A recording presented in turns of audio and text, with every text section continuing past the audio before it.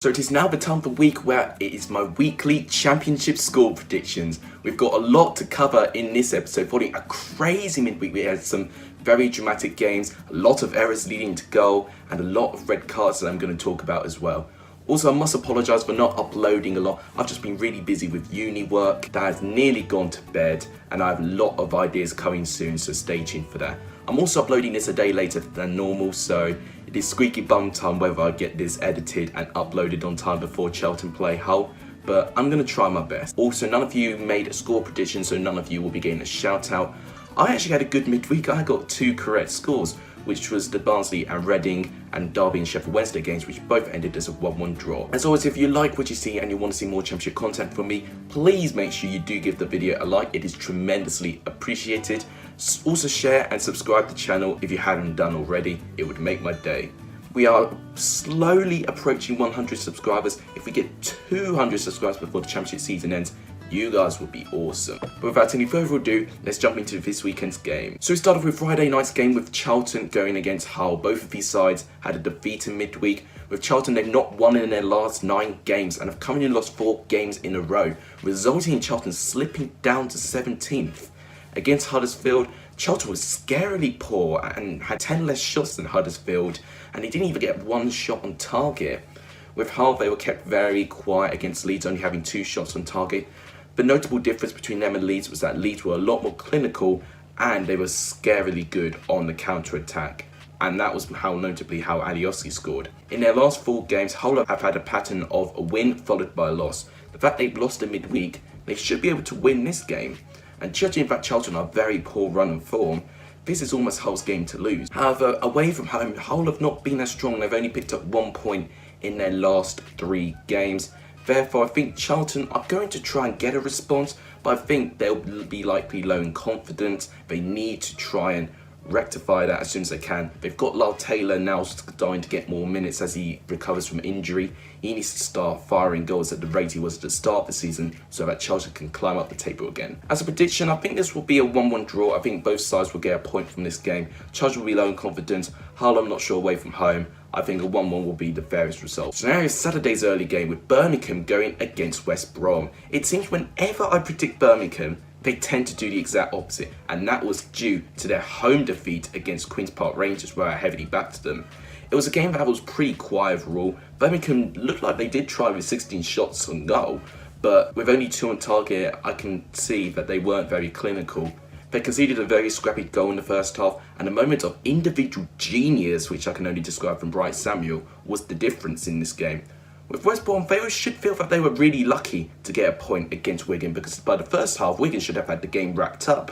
They had fantastic chances. Jamal Lowe hit the post, and Johnston made a terrific save when Lowe should have probably had a tap in. West Brom went behind by a stunner by Massey. It was a fantastic goal, but a moment of absolute madness from Jones, who went to have a drink, but then picked up a back pass, allowed West Brom to be 1 versus 11 with a free shot, and Charlie Austin managed to score. Wigan absolutely threw the lead away, and West Brom, despite looking good in the second half, they will probably feel that they were quite lucky to get something out of this game. This game may be quite tight, and Birmingham can look to have patches of winning and losing form, especially at home as well. West Brom look very good, but their midweek performance has almost thrown a spanner for works.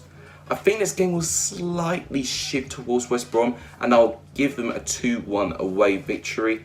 I think West Brom need this win if they want to continue being in the race of automatic promotion with Leeds. I think with Birmingham, I think they'll take this defeat on the chin, but they are not that far away from the playoffs, so I don't think it'll heavily affect them. Next up, we have a London derby, Brentford versus Fulham. I'm really excited for this game. In midweek, both sides had mixed results. Brentford managed to pick up a home win against Cardiff, where Brentford would feel happy about the first 50 minutes of the game. In Mbeumo and Watkins managed to put Brentford 2-0 up, but they may fail, for they've gave Cardiff a little bit of a lifeline and a bit of a chance to get back into it.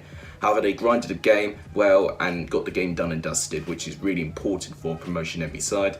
Fulham, on the other hand, had lost 2 games in a row, now losing to Preston in midweek, which themselves lost 4 games in a row. Fulham did have chances, but ultimately their attacking players had an off day, and Preston did ride their luck at times, but they regained confidence going ahead and at being at home, which I think was the difference. Mitrovic did manage to score late on, but it wasn't enough in the end. Brentford look to be having a strong home record, winning 3 home games in a row. It's been their away record where they've lost 2 games in a row that have really slowed Brentford down for surging up the table a little bit. Fulham, despite losing 2 games in a row, they do have a lot of quality, and I think one of the more completed squads in the whole championship. I do think Fulham are underachieving a little bit. I think with the squad they have, they should be in a race with promotion with Leeds and West Brom. But this game could be the perfect opportunity for a great response. To predict this London derby is really, really difficult because a lot can happen in a derby. But I think I'll edge Brentford with a 3-2 home victory. I can see a lot of goals going on in this game since both these sides like to score plenty of goals. But I think Brentford being at home will slightly edge it by 3-2. Next up is Bristol City versus Blackburn. Bristol City were typical Bristol City after grinding a great win away from home against Fulham, lose at home to a Millwall side who did struggle away from home.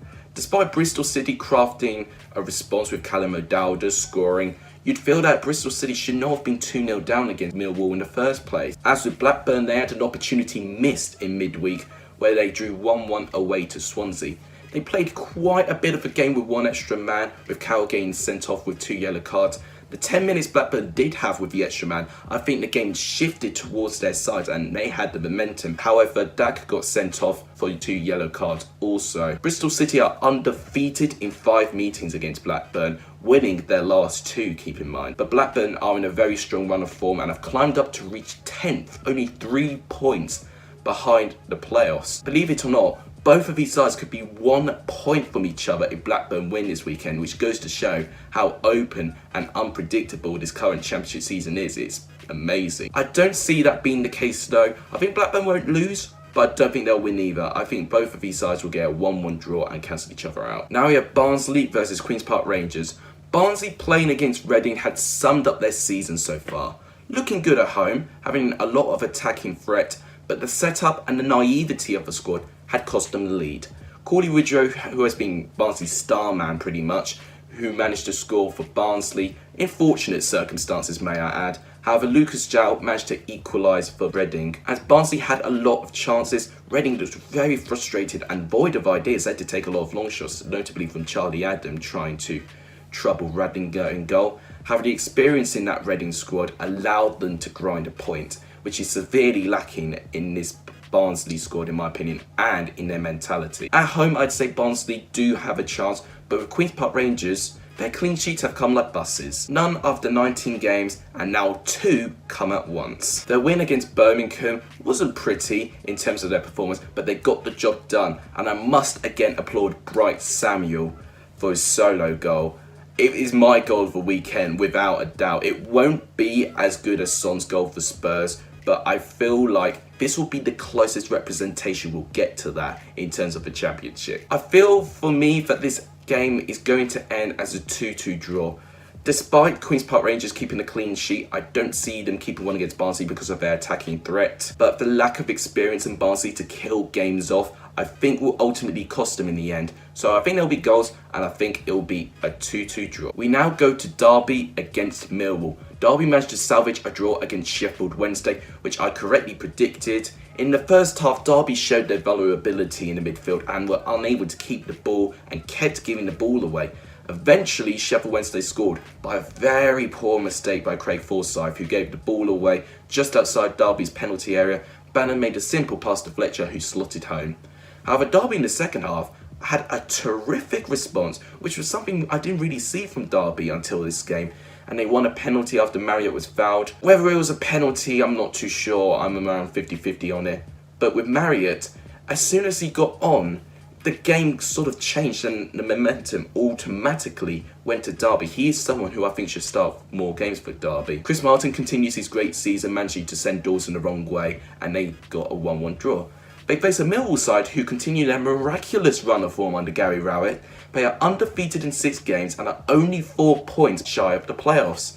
They had a terrific performance against Bristol City, with Wallace and Cooper managing to put Millwall in control. Despite a nervy finish, it was a gutsy performance from Millwall, and despite winning 2 of their last 3 away games, that has been Millwall's weakness most of the season, and they face a Derby side with a very strong home record. With all things considered, I think Derby may edge this game with them being at Pride Park, and for them having a strong home record, I think I'll edge 1-0. I can see Millwall getting very frustrated, and I think Derby could nick it at the end, maybe from a set piece or something. So I think Derby will win by 1-0. So next to talk about is Leeds versus Cardiff. Leeds are now sitting at the top of the Championship with a terrific 2-0 win over Hull City. It took them a while to go ahead, however an unfortunate own goal from De Reach proved to be the spark that got the game to life. Leeds are proving to be a very versatile team. They can play professional football, they can attack from set pieces, they can attack from long deliveries, and they can attack on the counter-attack, which was how Leeds scored their second. It took about 12 seconds from Hull forcing a great save from Casilla for Leeds to score their second. It was unfortunate for Brentford when he hit the post from that counter-attack, but Alioski was in the right place at the right time to make it 2-0 and to seal the deal. They face a Cardiff side who had their first defeat under their new manager Neil Harris. Whilst they weren't great overall, especially in the first half, they were really poor. They found a way to get back into the game, and it was from Marlon Pack, a fantastic strike from outside the box. Both of these sides have a very tight head-to-head record, and both are in great runs of form in my eyes. However, Leeds are on a winning streak. They've won 6 or 7 of their games in a row, and I think as Cardiff as a side, I don't think they'll be quite enough to break that streak. I will go with a 2-1 home victory for Leeds, but I think it'll be very close, but definitely. So the next game is Nottingham Forest versus Sheffield Wednesday. Forest arguably had a disappointing draw with Middlesbrough. They have not won in their last 2 home matches, and if they want to keep up with the pace of the playoffs, they have to fix their home form and make sure that they make the City Ground a very hard place to go to. Ryan Yates, by the way, had a terrific game. After he hit the post, he eventually managed to score his first goal for Forest this season, following a beautiful delivery from Massive Cash, who's been terrific all season. Robertson cheaply gave Middlesbrough a penalty by fouling Fletcher, and Paddy McNair, who was immense by the way, managed to score past Samba. It was a game that Forest should have wrapped up, and it came back to bite them. In a promotion run, every point counts, especially as they face a Sheffield Wednesday side who are eager for the race of promotion as well, after they surge up the table after the recent managerial appointment of Gary Monk. They were gifted a goal against Derby, and for me, they should have taken their chances in the first half, but they were very poor how they managed to deal with Derby in the second half. For me, if Wednesday start well, I think they'll win, but Forest have been known already this season to pick up points from losing positions. I'll say that this game ends as a 1-1 draw.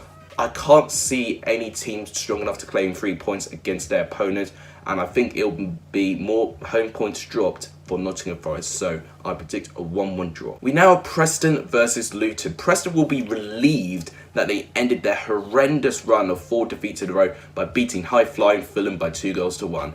They rode their luck at times. Johansson hit the post for Fulham, but Preston took their chances with Sean Maguire scoring the first. And what a story for David Nugent, scoring his first Preston goal for over 12 years.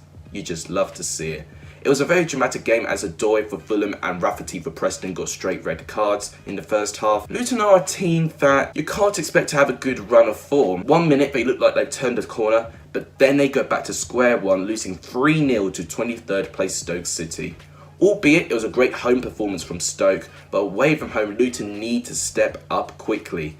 Preston of course have a very strong home record, only losing 7 points so far at home, actually having the joint best home record with Leeds and surprisingly enough Cardiff.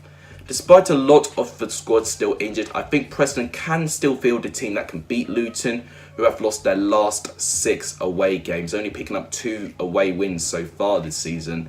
So I'm going to use a more outrageous scoreline. I think Preston will win by 4-1, which I know they are capable of, especially with them being the top 3 scorers of the league, only behind to West Brom and surprisingly enough Bristol City. With Luton, they need to make sure that they improve their home record when they can, otherwise they will start to be cut adrift and be in a relegation zone. We have a game near the bottom of the table now with Stoke versus Reading. This could be a very important game this weekend. If Stoke win, they'll only be 2 points behind Reading, which explains how tight the relegation zone is.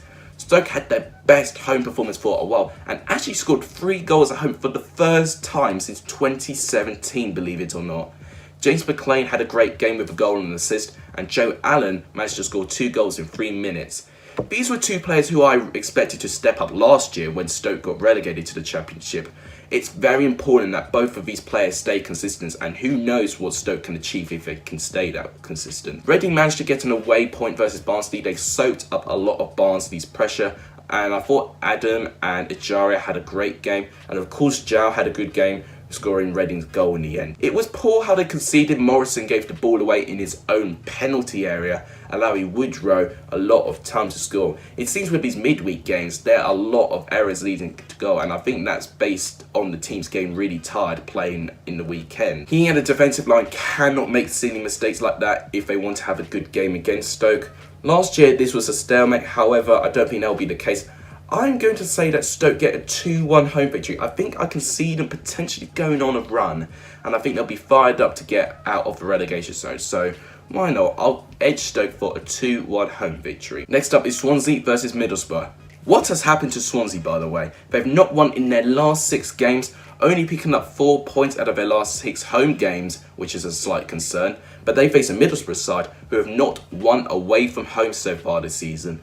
Both of these sides drew midweek. Swansea had so many chances, but were struggling to gain control of game by the scoreline.